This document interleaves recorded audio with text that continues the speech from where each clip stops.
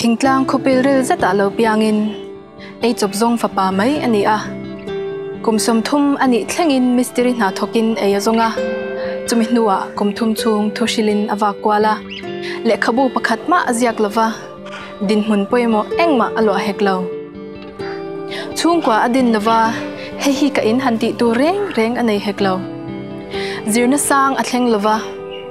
an khwa changamel zani ayala athleng heklo mishing kan ngai ro pui pha chin na angchi thiam na emo hausak na emo lalna emo anei lova ama ngor bak chu ani na tiro pui tu chuan tur engma anei lo ani bere khovelin ama adova amal chan lai khan kumsum thum pathum mi chau alani a achian ten an tlan chiat san veka pakhat phe chu ana phat san le ngala mel mate ko ta hlani na oma diriam na in achung thura sakania crossa group ani in kara khenbe ani anuk cha do lai te chuan a kheng bet tu ten khovel a thil nei ve chun a hak lai chang tu tur zongin an lo enjoya a thi nu thlengin a re thei tluang zela ama khongai tu a thian pakhat zara khan ho chopa phum a hlo ve sham ani kum sang ni lai lo liam ta tuna chuan singnun lungphum poimo ber ani ta thunga khomwal sipai rual kalrem lamro puilo entir to zong te long sipai rual indo long ni na tui puilo shu to zong te ram shwai tu rual ro rel na in puilo chu khom to zong te lal ro pui tak ro rel lal chu thlenga lo chu to zong te thil ti zong bel khom vek po hian he menaran mani chawashing nun ma chon tu thil ti tu khian khovel ala hong ngai lo ti in soila soiwar kani hau lawang kan ne nge dorni so thil ti theih na su kan ne ang ne tu Pathian Ram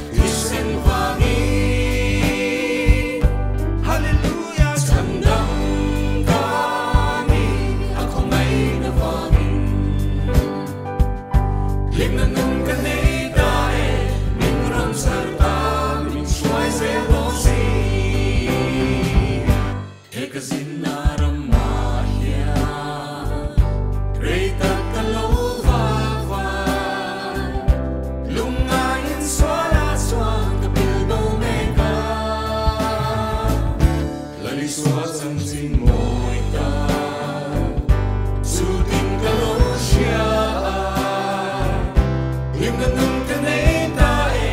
a thil ti thei na in min chang nam ka kalo me ka za len ta kom ve swar ta nung thar kan nei la li swa kit sen va ni hallelujah chan dam ka ni a kom nei na va lim na nung ka nei ta e min ram char ta min try zel don si sivaya nga zaleni walking the lege kakarao dam na famkin ka ta thei le jong kai lo ya hau sak na ka char ta e him na nung ka nei ta e ta min thiam min chuan min bang chan dam ta kalo me ka za len ta ko ve swar ta nung tar kan nei la li swa thi sen va ni hallelujah chan dam ka ni a ko ngai na va ni lim na nung ka nei ta e min ram char ta min try zel lo si lim na nung ka nei ta e min ram char ta min try zel lo si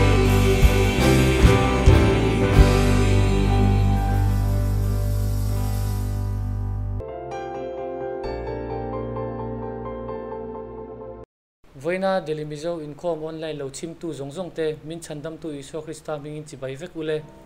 tran nan pathian thu ilongai thlang u sam za somli pasirina chang sari lom thu soya lalpa choi moin hla sa ula ting tang nen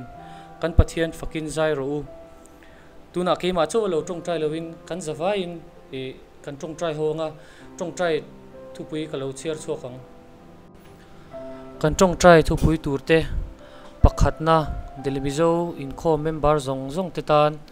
pahni na Delhi Mizo Inkhawm shroi tu thar thlanna lo om tur tan pathumna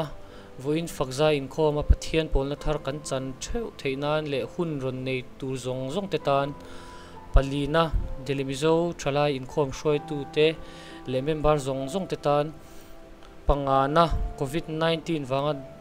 damdoi ina om mek te tan le antana thok tu te tan kan chiar non lenge pakhatna Delhi Mizo Inkhawm member zong te tan pahni na Delhi Mizo Inkhawm shroi tu thar thlanna lo om tur te tan pathumna voin Fakzai Inkhawm a pathian pol tharna kan chan theinan le hun ron nei tur zong te tan palina Delhi Mizo Thalai Inkhawm shroi tu te le member zong te tan pangana COVID-19 wanga damdo in omte antana thok tu zong te tan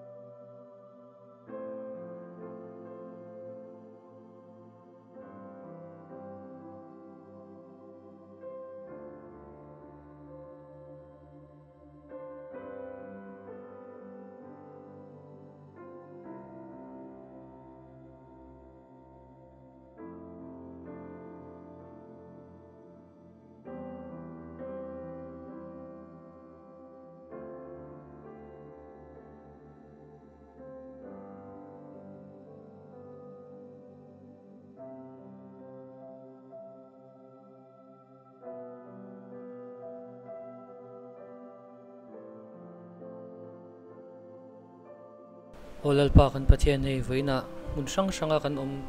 chungin kan tong traina min ngai thlak saka mun khata inena ka local khom veka wang lom thu kan hril chia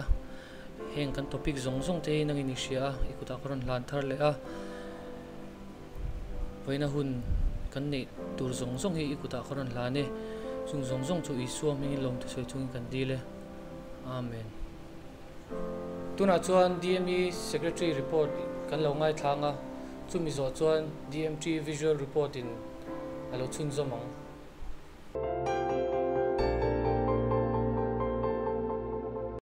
Voin DMI Online Inkhawm rontel zong te kanal pa iswa Krista hmingin chibai kan buka cheu kan thriatangin Voin Inkhawm special tak DMI Fakzai Inkhawm pani na hi kan thalai lamin min kai hroi dona kan DMTE hroi tu te chunga kan lom tak zetani tin kan Inkhawm kan lockdown tira tang to a kan online Inkhawm lo rem khawm tu te lo bot sai tu te DMI media sub community member te chunga lom thu kan soi bokani ei voina hian kan thriatangin mi khwal duam tak tak rongbol tu tur kan nei le theidona nula lal du saki tlangwal Isaac lal throi tlong an namte puzai rem moi pachwo le Dr. Ramdin thara sailo ten voina hian hun miron man puidona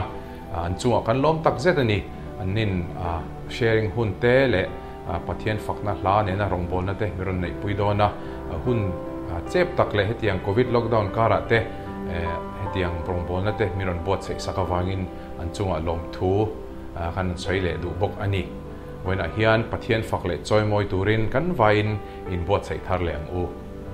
pathiani le chuan august thla thar kan lo chongkai le tonga kan thriat angin august thla chung hi chuan kan DMI kum top te alo ni wangin kan kum hluia kan rongbol na report rang te la khomin tin kum thar tura kan throi tu te kan thlan hun kha ani thina ei kum dang angin kan hun te kan man the don lo wangin kan Inkhawm dan te thlak dang deuh hlek angai dona thathar august tlang chuan kan Inkhawm dan po hi kan ti dang lam thret dona zoom meetings mangin kan Inkhawm to dona chu kan member zong te le Inkhawm tur te lo threlok ila zoom meeting hi tam tak chuan kan lo thiam to kan lo hmang to a amara chu la thiam lo te la hmang thiam lo kan lo pal ni chuan kan throi tu te emo kan thian te a hria te kha lo zot chiang ila awlsam te man dan hi awma chuang chuan hemi june august la chunga kan Inkhawm dan tura kan khom tura platform kan man zoom hi lo bel chiangin lo zir chiang theuh turin kanin ngen tlang ani tin august ni in pathian ni masaber hian kan Inkhawm ho dona kan Inkhawm thrang te kan Inkhawm ho le dona chuta chuan kan Inkhawm throi tu tur hi Reverend F Lalthan puenia tin kan Bible study kha DMI Bible study kha kan chun zom lenga petera thon khat bungli chang som pani changa chang som pokwa kha kan zir dona tin Bible study hi pu erik si lal lom puyan min kai hroi don ani chumi Bible study tur le zoom meeting a Inkhawm ho turin kan vain lo in bot sai don nia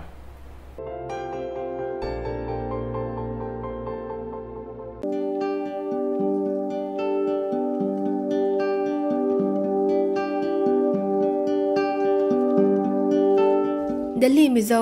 Inkhawm DMGE hi Delhi Mizo Inkhawm hnuaia ani a Chalai branch Pathum North Delhi Mizo Inkhawm East Delhi Mizo Inkhawm le South Delhi Mizo Inkhawm te khai khom tu ani thlatin voi khat Mizoram House a fellowship na hun nei chin ani a hun nuam le hlok thlak tak kan hmang ho chin ani DMGE hian thlatin missionary pahni Pilal hmun siami Waiwam Siliguriya omle pu Harish Paul Uttarakhana omte kanchan pui china tin Dun Bible College Deraduna Zirlai Harsa chen khatte sumfai engemoza tin kan support ve bok ani Faith Promise hi thlatin member adu apiang te hne na changin kan lakhom ve china chuta changa kan sum hu te chu mission support a le rongbol na kong sang atan kan hmang chin ani Tun kumsang ni somni chunga DMGE thilti chen khatte lotar langila February ni somni pakhat achanga ni somni pathum chung khan DMGE chuan retreat abuat zaya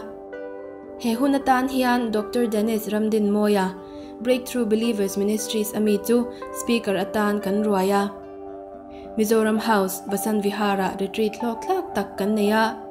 he huna hian pathian na to na sa tak kan hmu a kan beisei le rin phak ba ka tha in pathian in rem min ruat saka ti sa le thlarawa damna mi thahnem takin kan chan ba ka pathiana nun thar nei mi tam takte kan oma kan lom tak zet ani pathian ne na lom thu ammol mul ro se ti chuanin march ni som pathum achanga ni som panga khan mission trip nei ani a kan missionary support pakhat pu harish pol chu arongbol na hmun uttarakhand na hantlo ni in arongbol na le rongbol dante hanmu pui ani a hun nuam le hlok thlak tak pathian zara hman ani kan beisei lok lo dewa corona awanga harsatna kan hanto tak nuwa bo pathian thatna kan changna sa ema Zoom online Bible study te regular taka nei ṭheuh zel ni in member te kan hlok tlang thei thin hle a in rin ni zan dar kwa apiang in he Zoom Bible study hi nei thin ani a adu apiang tan tel thei ani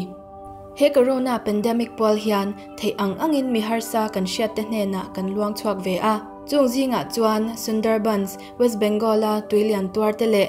Siliguriya eitur nei mumal lo te hne na kan missionary support lai pima munikal tlangin chanpuina te pek an ni khovel pumin covid-19 awanga harsatna kan to lai po hian lalpa umpuina le malsom na nasatak kan changa online kaltlanga rongbol na kongte min hon sak zelin ahna tho kan hmuna sa deuh zo ke moti turin lalpan min hnuaia lalpa hming chu fakin ammol mol ro se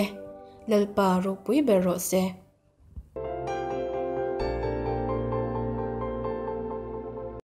May ni som ni pali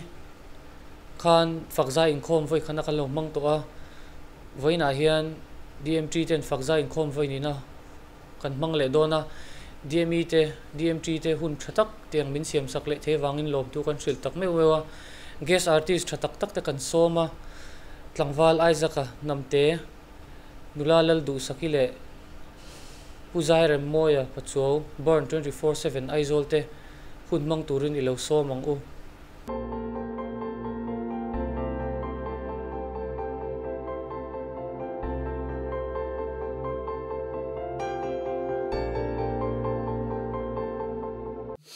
ole in zavain pathian me in se bai vek ole hei voinia pathian hun tha min pe a kan pathian zu fakin omsela hei kanon pathian fakazai na kanon nei dona chu bi ma chuan tlema zong pathian thu kan share tua hei tun la ya pathian thu enge kal sual ti in gospel mo timela kal sual ti hi tun la hian tam a hlur na sai mema America kherlo pombe zawa po tam mema hei hi achan bera lang chu pathian thu tak kan bi chian lo wang le kan share lo wang ani thenga pulbera chuan pakhataro chuan hei mishing chu kanin thik wangte hian kanin do thine mo chu karon soi du bo chuan hei chen ka chuan tian an soya healing te damna te mo ho sakna te tiang zong hi setena pon ape theilom damna te po pe theya mi thi chaw kai tho theilo tiam mel ten an soi china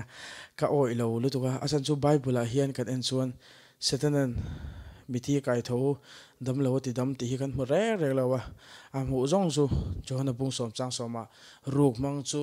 rutur le tilum tur le ti setur lo chuan lo kal lo ti zia ka ania chung chau chu ni me setena hian ti theimo chuanin tihen kan suenga setena chanchin he lucifera ania pathian bula omlai chuan mo anal bokani bible hian a soi moi mema mo ka so kon soi ve kher lo nga chuanin vantir ko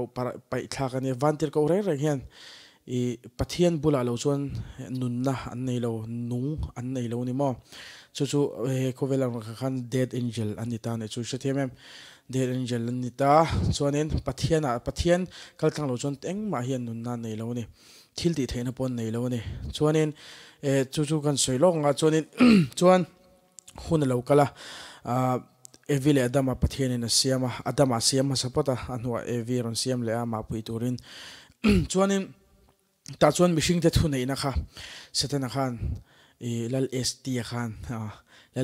khan aron ruk sakani mo mishing te thunei na kha ron ruk saka chuanin kha mishing te thunei na mang khan ain la luling veni chu khovela hian kha suapo arun thlem ve nge kha mathai ta kan share chuan mathaya bungli na chovel ta kan share chuan aron la lung ve khang langa mo pat isu khan kha athu nei na kha ala le don ti kha ashe de rom si lo ka te chuanin asan chu ashel wang karon ti chan chu pathian plan hi mo setena hian a shelo shim ti hi ka shel du che ne se angai to hi toy tu pa vai nge mi hi abuma afing kan ti da san me ngan ti chuan ngai to ula hun hi rei to ne setena lawin zir na hun tur hi rei to ne mishing te achui na hun tur hi mo ngai to la kum enge sang ro ang in su ta la kum sang ro vel zum mishing hi zir char don ne sha them tiang chuan hei afing te pok no ti mai the ma se afing lem lo ni pathian la ka chuan mo pathian plan hi pakhat ma shalowa chuanin crossa la li so christian chu thu nei na chu ala le to a mishing te hna ap min pele to ne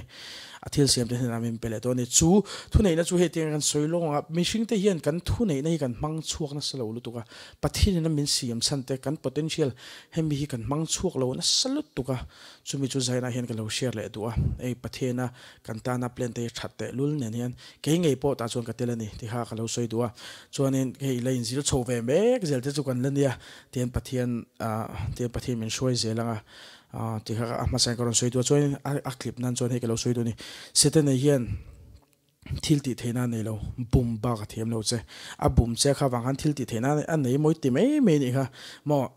tuna setenic lo train ka chuan ka in thoya chuan pona ka va choka cheng som la oma cheng som ka dila cheng som la oma tempon ti me te ma se setena hi van re theyom me ka ti chu ti ka soi vak lo meang chuanin a clip nan kan manglok nge pathian hian hallelujah itan hian plan that tak ania zaina hian pathian hi idam na nia mo tu ma ti dam tu dang anom lo setanan ti dam na nei lo mo setana hian ati dam thelo bible pakhat ma kan mulo mo setana hian mithi kai tho ta ti kan mulo setan hian enge chu mi chu zalen ngai lo shim mo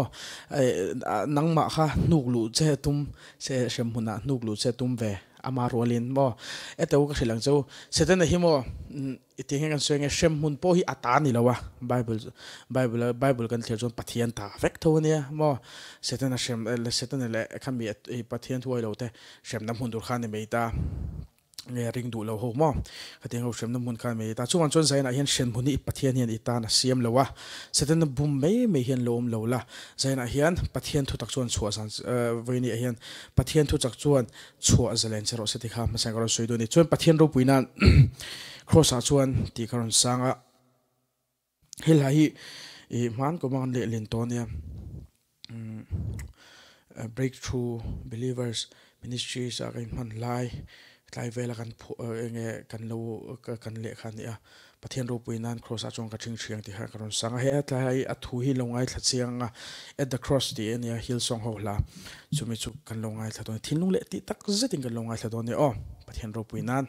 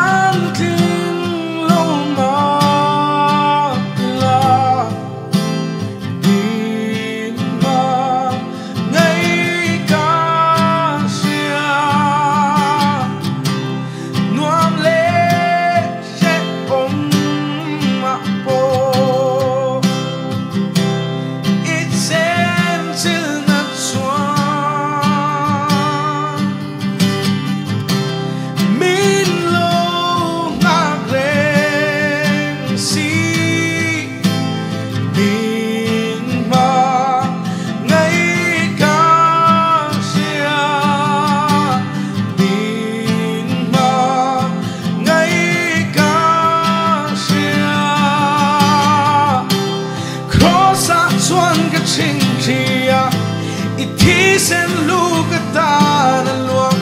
hết tiếng nghe mà ngày nó số khá thêm rồi nét ta i rô bùi này muốn sang sang em nghe mình trên nắng lên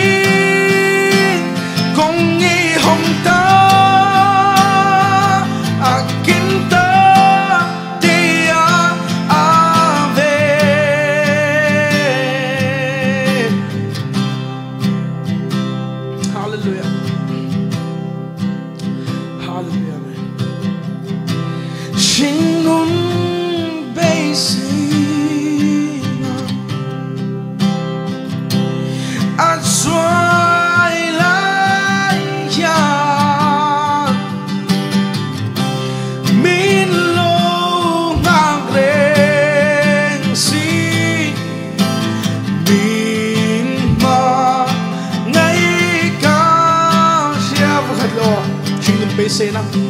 sinh nun beisei na at xoay lại hian min lo ngang reng si min mang ngay cả sia hallelujah min mang ngay cả sia cross at xuân cái chinh chia ít thi sen lu cái ta luang hết tiếng em mà ngày nó số hallelujah amen khá tim suy nè ta i rô bùi này muốn sang ngất sang em nghe mình trên nắng lên buồn gian thế ri cùng nghi hồng ta kín ta tia về buồn gian thế ri cùng nghi hồng ta kín ta tia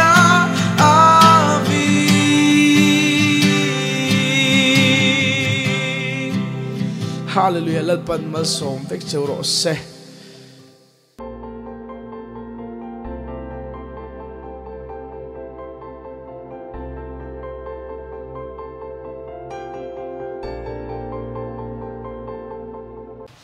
Delhi Mizo Inkhawm member te kanal pai so Krista hmangin chibai kan book chawa online service a zai rongbol turamin lo som hi kalom hlea inchunga lom thu ka soyani mawvaina hian I chap thawma ti hla kanon sadona kan zai ma in Bible chang kan tirizwaya Jeremiah book som thum pathum chang thum na hi mi awla ka chang ang che thiro puile in thuk ishiat ngai lo chu ka enti rang che ti hemi chang hi lalpa hi kan ring tok lo china kan lo out tok lo china chuan he Inkhawm he service lo tel zong te hian lalpa Iswa Krista hi theih patok in awila min chan hun hi anei do ni beidong lo vila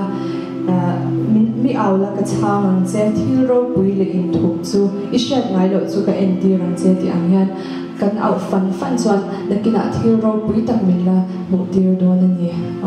kan thu soi te lal pat ma min som sakro se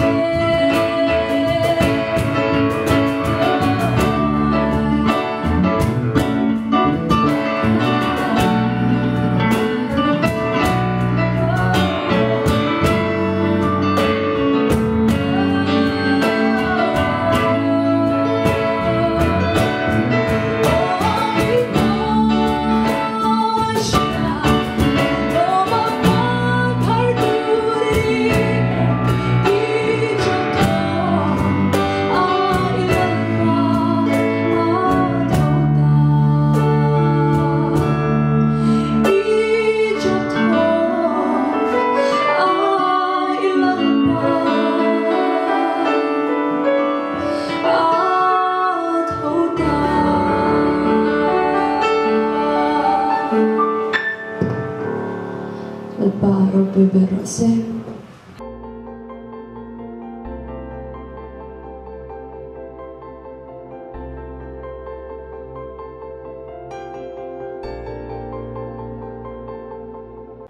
DMI chim tu zong zong te chi bai veku voina hun hmang tura min som na hi kangai hlua nikuma pathian in hlam in pek nang nen chuan ti satura min som na burn 24/7 aizol ten kanon sadona pathian chi bai buk na le aphu em awanga fakna jin konga ka thopui te an nia wangin he hla hi keni howina han sakhi ka du dan takani swal le beidon na thuk taka tangin fakna le chi bai buk na hmangin pathianin min lo chan chuaka beisei ngam to lo chan pual thanei to lo in ngai chu beisei na nung min lo petoa chu beisei na nung le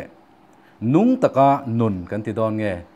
dam kho chuak ngot ni lo exist ringot ni lovin living a life nei dan chu ama a om hi ani ti hi min lo zir tir to a abide in me keima om reng ro ke po nang mania ka om rengang tiangin chumai ni lowa thina hlim kor hnuaia khovelina pek theilo thamun na duom takmai chu chuan min kuang ko in chevek tura in ngai chu amma kutin min lo hroi chuak to boka min lo hroi kai to boka siluri hlain hmangai na in ilama min hible thin bo donila atiang hian kan peng tur po hmangai na chuan ma hne na min hroi let fo thin ani chu tiang ang pa nei chu a hlu in a bak hi om lowa nun hi a complete in a fulfilling em ani nikum august ni somni panga jan lai ka tong trai chu lalpa voina internet ka thil en te kha changkang to sia neila chu anuam ve ngotang amai ro chu lalpa thil pakhat ka hriat chu eng po neila tu po nila eng po lo thleng se nang ma nen hian anom dan om chun chu nang ma nen ani hian ani zelani ti hi pathian hena kan shil chu hei ba ka om lo in hena om ba ka om lo ti hla pakhat himin pe a chu chu ka sa chuak nga la chu hla ka sak zo chuan lalpa kan saibel le lok te ang karil ruwa chuan mishing ina mual pho na kan ti te chet chiat na kan ti te she om na kho har na kan ti zong zong te po nang ma nen hi chuan adangin tor dana omin min pui don ani ti hriat na thuk tak kaneya chu wang chuan nang ma nen chuan van rama chang zel thin ti karil ruwa om chu a thluk le a thu lo kala ka sa chuak nga la chu chu tuna kan han sak tur nang nen chuan ti hla hi ni kan ron sange burn 24/7 aizol ten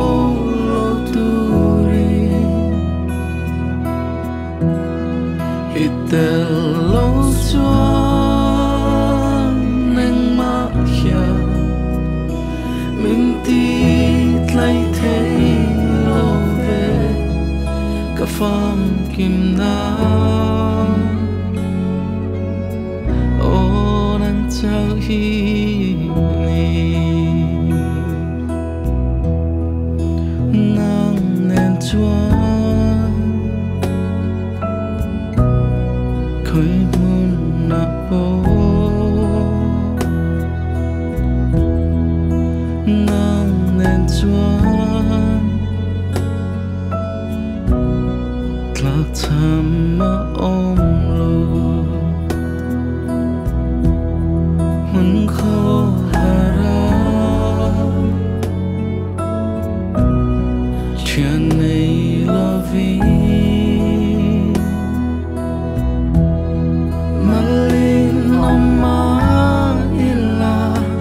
nang nen chuan van ram a chang thi in hne na om turi keima himin siama in hne na om turi fakbo lo turi itel lo chuan eng ma hian min ti tlai thei lo ve ka phang kim na on an chau hi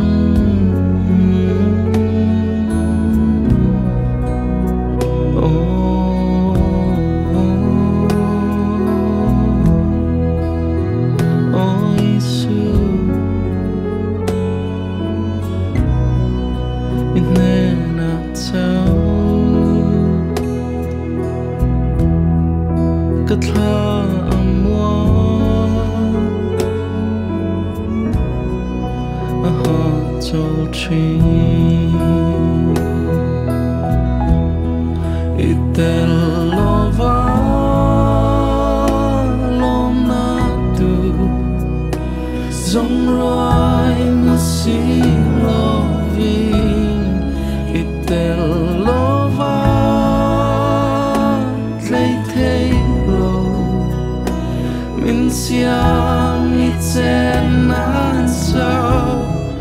i tel lo chuan kan lung a kim thei lo ma chen nang nen chuan van ram a chang thi sẽ nắng nên chuan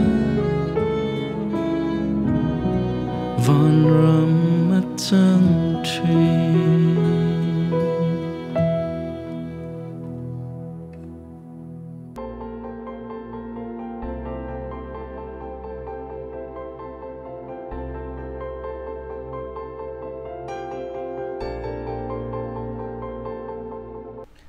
kan guest artist te kan som na ngai poimo hun thatak in ron man the wangin lom thu kan hrin tak me weu cheu tuna chuang kan speaker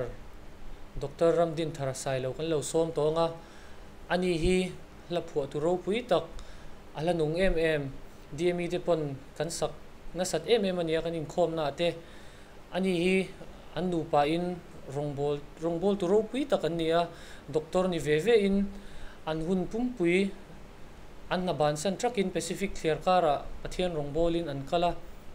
tuna an lo kir le nuwa po Sinot hospital a rongbol thovin hun an mang le a ani hi kan zinga hun a lo mang te hi kan lom a van nei kan in ti ani tuna chuan hun mang turin i lo so mang u fakna hi ne na le damna ani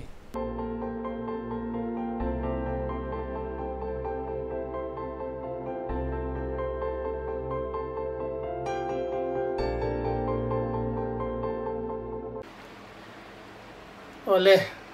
Delhi Mizo Inkhawm zong te le he program lo chim tu zong te ama sain tho le iswa Krista hmangin che bai ka bo ka cheu vena hian thu tam tak khan sei ka tum lem lo wa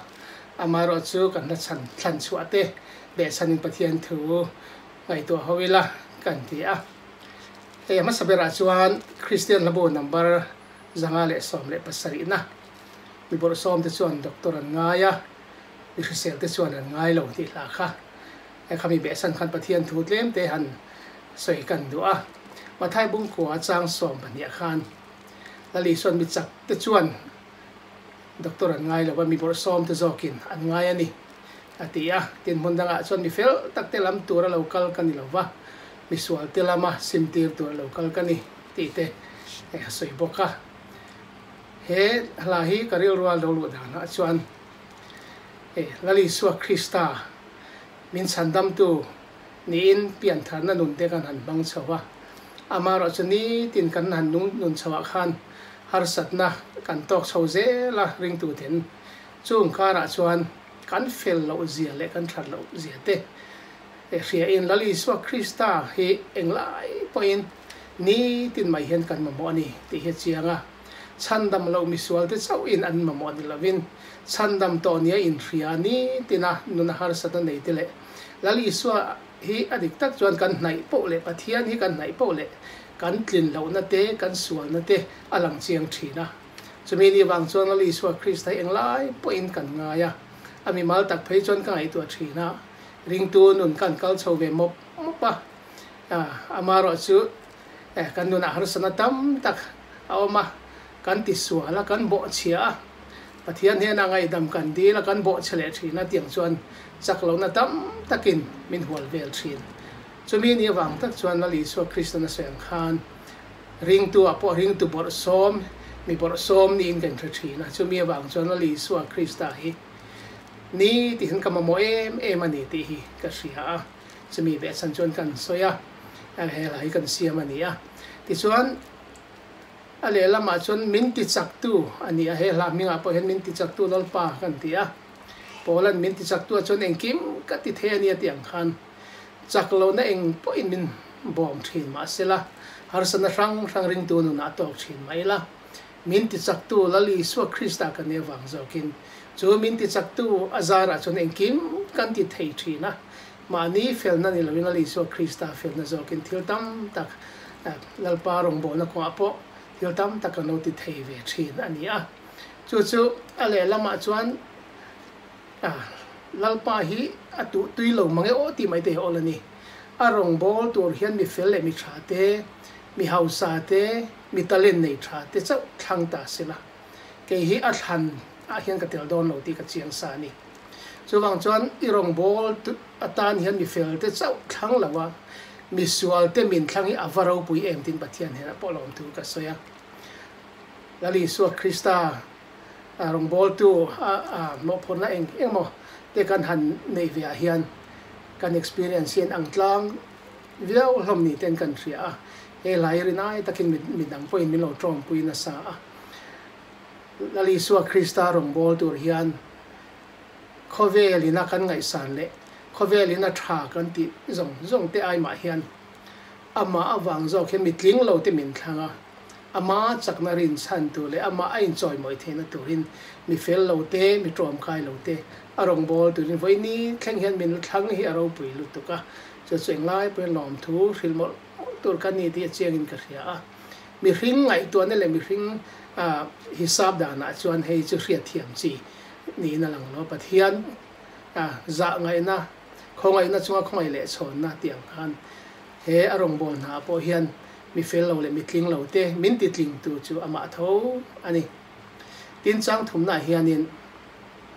ka ngai tu thina he ring tu nu na chuan kan han piang thara tin kan midang testimony le midang te nun kan hu po hian tiang hi kan experience ani theu in ka ringa rin ain kal alo saka har san rang kan lo to ka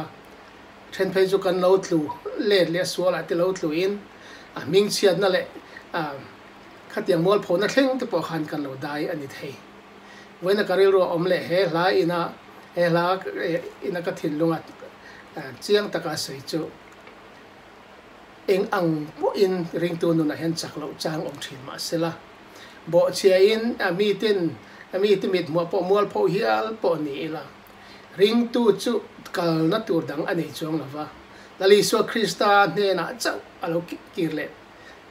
na tur aneya mun danga thil danga eng mai na kan nei lo kan tlua kan lo chak lawa kan lo ti sual ni point masabera chuan lali so krista ne na bok kirle tur hi ani chu ring tu nun zia ani tu ma thil ti sual lo anom lo nge ni zohanan le thonang khan min thil ka ti sual lo kan ti chuan dot kan se ke ma ni thu tak om lo ati hian ani ring tu nu na point khatiang kha kan ni tina kan ma chon ani fo mai chumi ni wang chuan enge motin har sana kan lo to ka khem na te kan lo tlue mo kan du ang tok ni lovin kan nun te alo chaklo ani point lali so Krista nung zui ba khi chu ti tur kan ni chuang lo lali so Krista ne na kirle lo hi chu ti tur kan ni chuang lo ane na kirle la anin mi lo ngai dam thin chumi ni wang son engang din huna po dingila engang har san na po nei la he khove la kan cham chung hian kan chaklo na le kan tluk chen na tang khan ṭheuh le in lali so Krista nen ipan ze lang wa top thlengin ban ka tum chuang lo nge nung zui hi beisei le ka dam chan ni sia ti hi kan thu pui lo ni sela ali so Krista lo chu beisei tur kan nei lawa khovela po vana po dam chan dang kan nei lawa ali so Krista bo hi ni chumi ni wang chuan voina hian khatiang har sana kan lo to kan ni pon aman min ti chak leng anne na kan ki le chon min lo ti dam le ang chumi ni wang chuan beidong lovin sual na tho chu kan ria a kan an ti sual te mo kan sual na kan ria chu te hian kan melo pa chuan beidon na min roi lo thi na chu chuan thi na kong min zo ti thian tharau thiang limero chuan kan sual na te min ria ti thi na kan ti dik lo te min ria ti thi na chu chuan sim na le nun na ko min roi thi na lali so Krista ne na min roi le le thin chu chu kan dam chu nga kan thu pui lo ni sela lali so Krista zui lo hi chu ti tu dang kan ne lo reng reng chak lo chung po in ban san chuang lo wila kanina ang ina ne na ki le ani min ti chak leang min ti chak tu ani awangin min ti chak tu Krista chun en kim ka the ni ti in when I ring tu nun chau me kan lo amani point at ne na ki le o at ne na lo chuan kal na tur dang kan nei mi lo he khovel ba ka hian har sat na kan nei to don lo khovel hi kan ral do na le khovel hi kan har sat na thaler nun kan man na mun ani lalpa nen kan thlen huna chon heng zong zong om to don lo chu wang chuan tur ram ila chel na nen lali so Krista nen akile ze lila beisei le kadam chan inisia inung zui heng ti kong main ban san katum chuan lo ka chak lo ni pon kamual pho ni point ti thangin lali so Krista hi izui ze la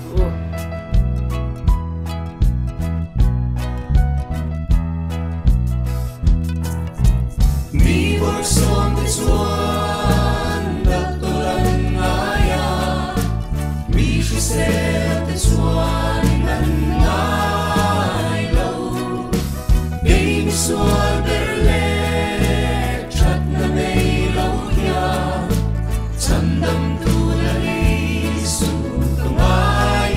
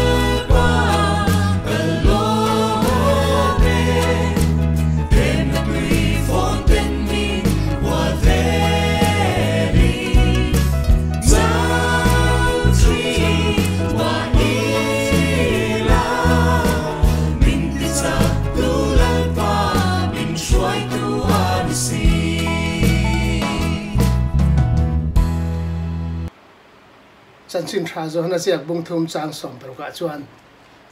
Pathian in khovel hmangai ema chuti chuan a fa pamal nei chun a pe a ama chu tu po aringa pia ngan boral lawa chatuana nun na han nei jok nan tin kan buani Philippi bung ni changa tangkhan lali suwa Krista mizia lali suwa Krista rilru ama ring tu te pona kan trom puitur minrot ko buani lali suwa Krista chuan Pathian tuka oma Pathian anga om chu thil thak le theia ruat lovin mi hring te anga lo piangin boy angin aronin ti tloma apa thu zo min thi khenga thu zo min cross sathi na ngei chu ron tuarin chomi mang chuan chandam na miron tho chwa sakta ni Pathian mi zia hi ama khop mayani mangai tu ami mangaya te ta na ron tuar tu le aman petu ani zar ani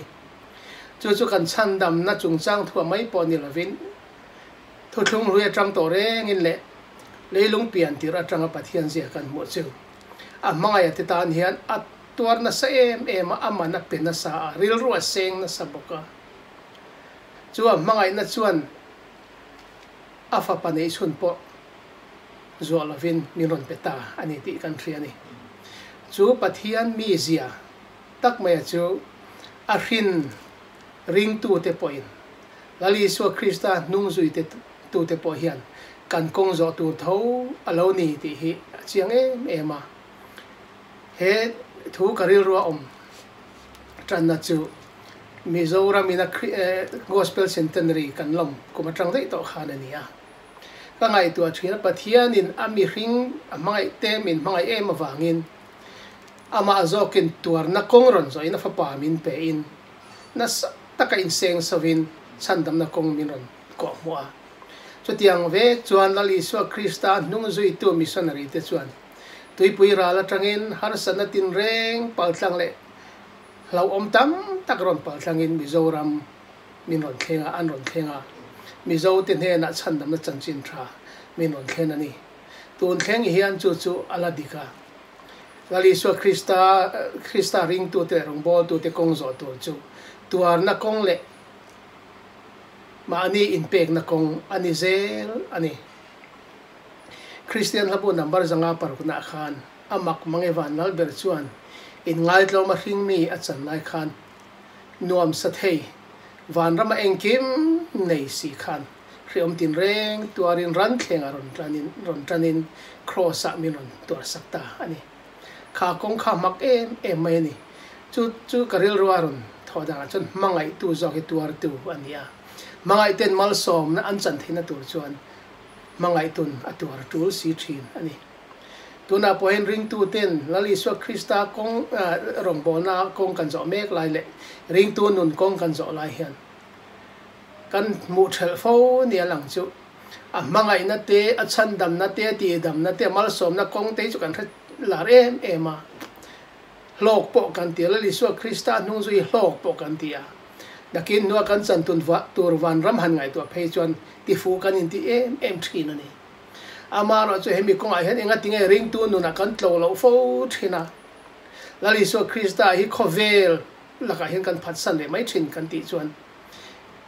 khiat mai kan nei nin ka thina chu veteran le kha thona khan min thrila anin atuar sak chiu wangin chu tiang ti turin ko inia sin min ti ani ania ka inzui na turin enton tur anu chia cheu kha tin min thrila ten Philippi le khathona chuan tir ko Poland Krista awanga ama in rin chak ni lovin ama awanga in tur po phal ani min ti ani he khovel hi kan ram ani lova he khovel hi kan mel ma pa dia bola hnuaia na satakala ania he khovel kal mang shrim mai hi na satakin ala controla hnuaia ala dani chomenia wang chon ring tu ten lali so Krista niak nung kan zui don chuan har satna kong tin reng kan tok lo thei lo ani awang chu kan rong bol na zia le Pathian zia le he khovel zia hi ain kal na tawangin ain mil thei lova ring tu rin takalali Isua Krista nung zui tum tu chuan har sat na tok nge yang rong bol tu lalpa ta na la khom tu le sualina angai mo thamarong bol tu chuan har sat na tok nge yang khovel system reng kan soyang khan mel ma pa hnuaia thui tak ala mani chumi ni wang chuan ring tu te khoya po omila sorkha na ka thoke mo kasum dong emo din mani na in lama ka thoke mo khoya po om tai la zirlai kanim lal Isua Krista do dana rinom takanun kantum chuan reilo te harsat na kan tok nge thin kan tho pui te tan kan nok mai thin kan sum don pui te tan kan nok mai thin khovel hian nok min ti ani chu wang chuan he khovel a hian ring tu chu har sanna tok mi lo tluang pur maya omemo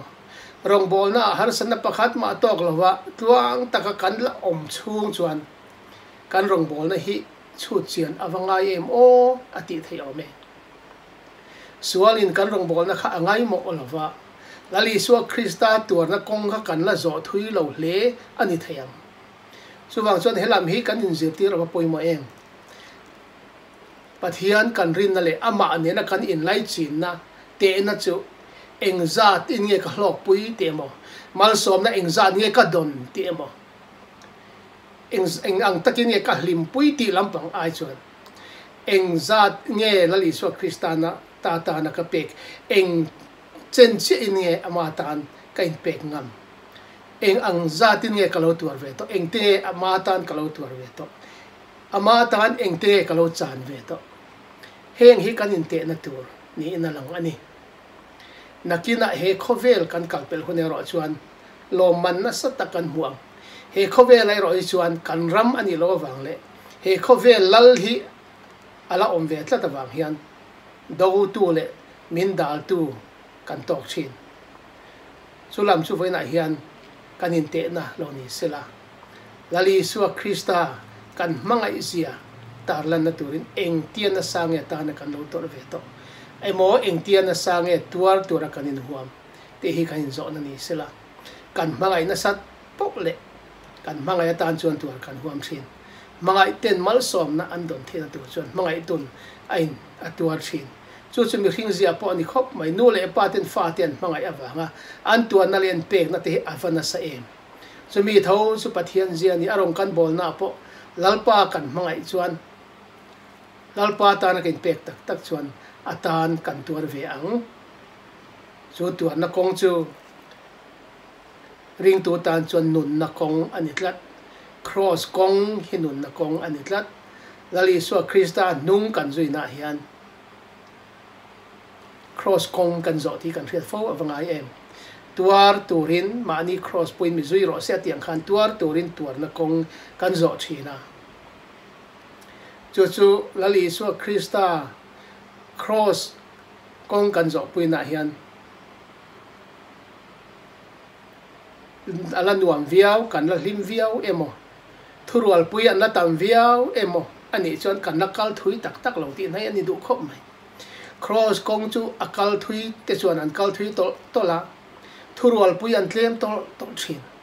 lali Isua Krista nung hi rinom ta kan zui don chuan ma ni akal angai fo thin chami kong zo a zui ngam tu chuan when handling tu te in fui thar sau sab ko amak mange von len swa in lai tom shin mi ai san lai ka not to take a share in reng to glory ran keng le cross mo a low tan le malay wat fa in lai do mi shong le ti na ro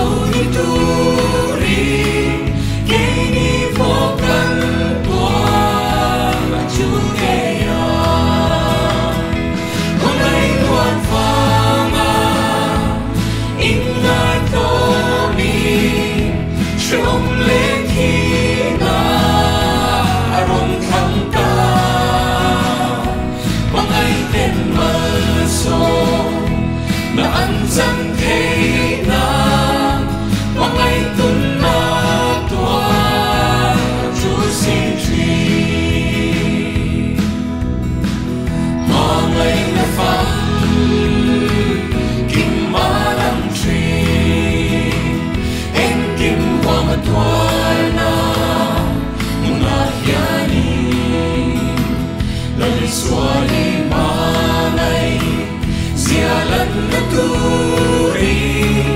eng tia na sange lo tuat ve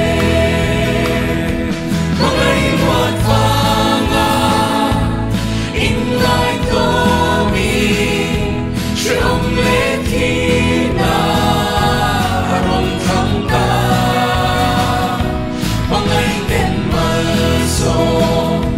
na an chan thei na mangai tun na tua chu si thui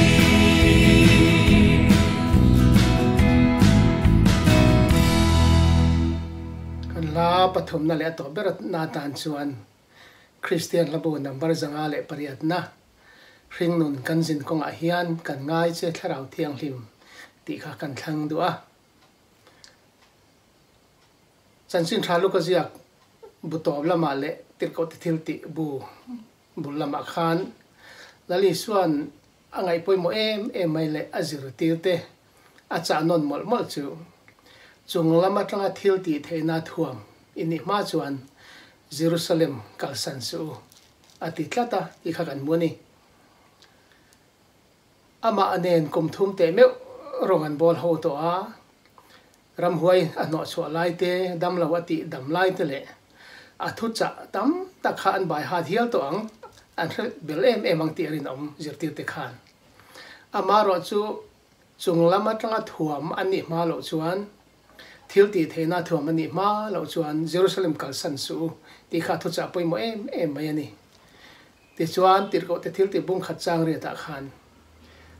chu tharau thiang hlim chu alo thlen huna chuan thil ti theina in la nei anga ti chuan Jerusalem khwa te Judai le Samari ram khotina te kol kil thleng po in ka thu hetu te in ni ang ti in achani Pentecost ni alo thleng ta chu tharau thiang hlim chu alo thleng ta a kha tharau thiang hlima thuama an om ma le an om nu an nun le an chezia danglam dan chu kan thiamain karinga ama ka chon hlawa khorin an kim kia mi dangin an thiang ti hlawin an tom khoi pindan churi la an tom khoma ama ro su tharau thiang hlim alo thlen ni Pentecost ni alo thlen chuan Jerusalem Inkhawm pui mi pui tam wang lai takhan chun enga a khopum pui ti buai khopin thom an nei ngam ta wai sen takin thuan thil ta an nun kha in thla khleng lau ani chumia tang chuan an rong bol dan chu kan thria soi ngai la win kan threveka chu voina hian karil ruwa chuan tharau thiang hlim chung chang hi ring tu mi mal nuna tan te ko ran tan te le kan rong bol na kong tin reng a hian heti em a poi mo ani chung hian ko rana le mi mala po kan injir tir tlem mangi o ti tun ma tang khan kangai tu thin ani tharau thiang hlim te lo chuan kan talent te kan thiam na te kan zir san na te kan hausak na le sum le pai zong te po hi ṭangkai viau in lang thin ma sela ra chua khopin an ṭangkai ngai lo kan talent te po hi ni na taka chon tharau thiang hlimina min tel pui lo chuan nok sak an ni fo thin ani so wang chon voina hian karil ruwa om kan soilan do chu ring tu te na poimo tan kan zawai tan poimo em nia kan thria chu tharau thiang hlim mi hi email khiat le zolang u in zirtir na sle zolang u ti hi nia to dang hun top lama phei chuan tharau thiang hmi awa han poimo le zole mo ti kangai tu thin min zirtir tu ania to dang hun borua ka thamuan kan ngai em la ya min thamuan tu chu tharau thiang hlim ani a ming po thamuan tu ania chu wang son he tharau thiang hlim hi Mizoram a phei chuan kan mel hria da ni a fu tok lo ve mo ti ka ngai tu thina hei harna lo thlenga tharau thiang hlim lo thleng kan han ti po hian kan hria thiam dan bera chuan kan zai tui a kan lama Inkhawm nuama ti khani de mai ta chuan kan ral thum deuh de thina chu tiang ngo chuan rei kan dai lo fo thina thani khat nu chuan a pangai bokin khatiang kha min han ti har tu min ti phur tu kha kan ma mole thin ani chu wang chuan kan tharau thiang hlim mel ria dan poi min ti phur tu min ti hlim tu atan hian kan du tok chawem o ti zo na thei tak nin ka thin tir ko thil tia la li su kristana soyang khan chu tharau thiang hlim chu alo thlen huna chuan thil ti theina pakhat na chuan ni thil ti theina in la neng chu thil ti theina chu nge mi hring te na kan ti thei bak khovelin a ti thei bak thil ti theina a omani chu tak mai chu enga tan nge ka thu he tu te in ni ang ati na ta na min ti chak tu ni lali so krista thu he tu kan ni na tu ra min ti chak tu kan rong bol na min ti nung tu tur chu tharau thiang hlim ani ke ni ngai dan chuan tharau thiang hlim chu min zai tui tir tu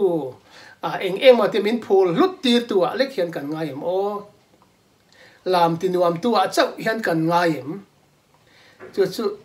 in en fia ngai khop in ka hria chu tharau thiang hlim chu alo thlen huna chuan thil ti theina in la neyang ring tu pentecost ni zo lama an zo hnuai chuan ring tu mimal tin hi tharau thiang hlima thuam le chen chil kan ni ti te hi kan hriam o ti ka ngai tu a thin chu tharau thiang hlim chu polana sweng khan zakham na tharau pathian fa te kan ni ti chin chian na le nakin no kan ro lu atur poimo ro puizia tarlan na tura zakham na chin chiana ani chu tharau thiang hlim chu tu na min chen chil renga ring tu bima tin hi a thu ang le tharau thiang hlim hruai thia kan nu na om pho chuan thil ti theina kha a keng tel ngal ani thil mak ti theina te chu tharau thilpek kan tiang chu thil ti theina chu thilpek rang a keng tel boka ti dam theina te trong hriat lo te trong hriat lo hril fia thiam na te thil mak ti theina te zir tir thiam na te chi rang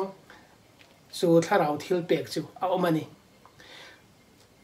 sami chu ko ran ho ti hau satur te chanchin tha kan hril na konga min pui tu tur le lali so krista mi te kan ni azir tir te kan ni ti chin chian na tur ani chung thil mak te chu markazia ka khan a chin chian na te chuan azui ze la ti in zir tir te chung changa soya chu chuan an thu chu ati nget zela ati boka voina hian kan ma mo em mi mal le ring tu te missionary te thleng to kan ma mo em chu tharau thiang hlim thil ti thei na ne na min chen chil tu chu ni amaro chu thil chiang tak mai chu tharau thiang hlim chu a thiang hlim em awangin mun bol hlo a cheng thei lawa kan taksa kan rilru kan tharau a thiang hlim lo chuan min chen chil tak thei lawa ani na tak angin na thok thei lo thin ani awa poimo em ring tu nun chu a thiang hlim tur ania tharau thiang hlim chen chil thein kan thiang hlim phot chuan chu tharau thiang hlim chu a thil ti theina nen kan nuna lan tirin omanga kan rong bol na anunga kan thu soi anunga kan che zia zong la li su krista choi moin a om thin ani engwange kan ti chuan chu tharau thiang hlim chuan thil dang zong an I su a choi moi thina ring tu chu ama siam tu an puyani tina siam danglam siam thara om zel tur chuan tharau thiang hlim na tho ania chu tharau thiang hlim chuan krista an na konga min roi thina kan non zia kan che zia kan trong kam zong zuwa krista an na konga min roi thin ani chu tharau thiang hlim na tho ani tin chu mai ni lavin tharau ra hi apoi mol em in kan ria enga tinge har na kan chan na sat zia ngai to in le tharau thiang hlim kan soi na sat zia ngai to in ke ma ni mi mal nun chung kon nun le khotlang nuna eng ma ra chu anei lo fo thin chumi zia chu tharau thiang hlim chu ra chu turin ke ma nia a omrei tak lo ti na ani angem na thok tha thei tak lo ti na ni angem chu poimo khop mai chu tharau thiang hlim chuan min chen sila a kai hruai thea kan oma kan nun a hnuaia kan in pha ni ama kan in tuklu phot chuan chu tharau chon ra a chhuat thina Galatia bunga chang somni pan ni le ni somni pathuma kan buang khan tharau ra chi rang te kha ani na taka chon lal I swazia vek ani mangai na te in rem na te lim na te thun huai rol na in ngai tlom na khang zong in sum theih na te khang zong kha lal I swa Krista zia chi ani chu ke ma nia ra chhuat tur tharau ra te chu ani vohina hian kain cha do chu tharau chu ama kan du tharau mi ni po kan du a amaro chu tharau mi ni tur chuan tharau ina athunun thei athun hnuaia ada thei le akai ruai thei ni angaya chu mi ni tur chuan ring tu te in fui sau tiang chu tiang ani chuan kan harna te hian om zia neyang he harna ina tum chu tharau thiang hlim na thoina tum chu kan soang kan Krista thu tu ni tura thil ti theina Krista mi zia ke mania lan chhuatir tura siam puitling tura na tok tur ani chu tiang ani chuan harna kan chante tharau thiang hlim kan chante hian kan mimal ke mani mimal mai ni lovin kan chung kwa khotlang le ram thlengin asiam dang lam dona hele ya hian he khowel hian Pathian Ram alo thleng dona ni chu ve na hina poimo in ka ria he tharau thiang hlim hi email ria tang u he tharau thiang hlim hi I kom ngayang u a chen chil thei torin kan nun hi ien fiang u he tharau thiang hlim ina min chen chil lo chuan ring tu nun chu a khoro thina om zen in ring tu nun akal thei lo ani chu wang chuan voina hian tharau thiang hlim min thamuan tu tharau thiang hlim min zir tir tu tharau thiang hlim harna le khotlang nun ram thlenga ti dang lam thei siam tha thei chu tharau thiang hlim chu is so mila keima ni mi mala le kan chung kwa kan rama zalen takan na athau theina torin pathian ne na in tulutin in ngai tlomin a ne na in pethar leng u he tharau thiang hlim hian kan ram ati dang lam theya min siam tha thei india ram nge po ti eng tura thil ti theina om chun chu tharau thiang hlim chau ani chu wang chuan zoram ring tu zong tele mun tina he program lo ngai thatu zong te kan cha do chu he tharau thiang hlim hi kan na mel riat tak lawani chuan voin hi kan mel riat na hun tran hun poimo takani engtine kan mel riat tang engtin nge ama chu kan kom ngayang kan ti chuan tharau thiang hlim du danin lalpai thuang ni zel ro se bel votu hi ni a ke bel lei mai kani tin ama ne na in pe chunga adu dana kal in pe chunga anena kain tuklu phot chu le tharau thiang hlim hian kan rin phak bakin kan ngai to aina sign ke mania thil ti theina ne na athau do ni Hãy subscribe cho kênh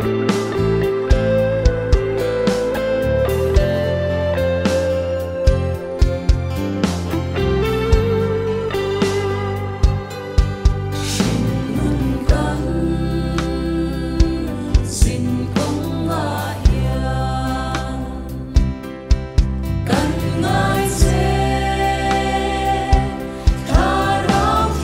lỡ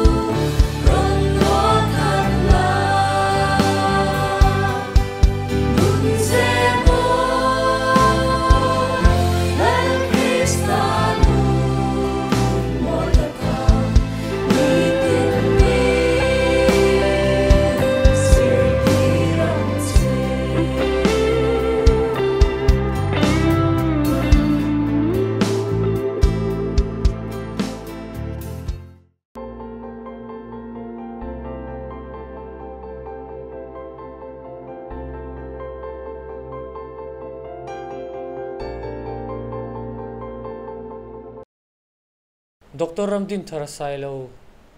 le kan praise and worship team te chunga lom tu kan soye tuna chuan kan ban nan lalbiak na ilo soi hong u